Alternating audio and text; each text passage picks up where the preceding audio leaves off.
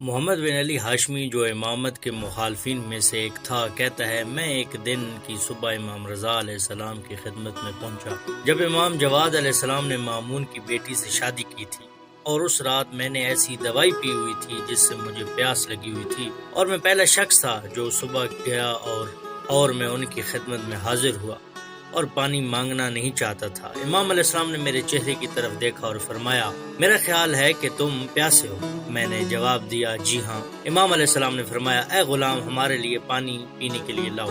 میں نے اپنے آپ سے کہا اب وہ پانی زہر آلودہ ہوگا، اس کی وجہ سے میں اداس اور پریشان تھا۔ غلام آیا اور پانی لے آیا۔ حضرت نے میرے چہرے کو دیکھا اور غلام کو کہا پانی مجھے دو۔ امام علیہ السلام نے اس سے پانی لیا اور پیا تاکہ میں یقین کر سکوں کہ اس میں زہر نہیں ہے۔ پھر امام نے مجھے دیا اور میں نے پانی پی لیا۔ مجھے پھر پیاس لگی اور میں دوبارہ پانی مانگنے سے ہچکچایا۔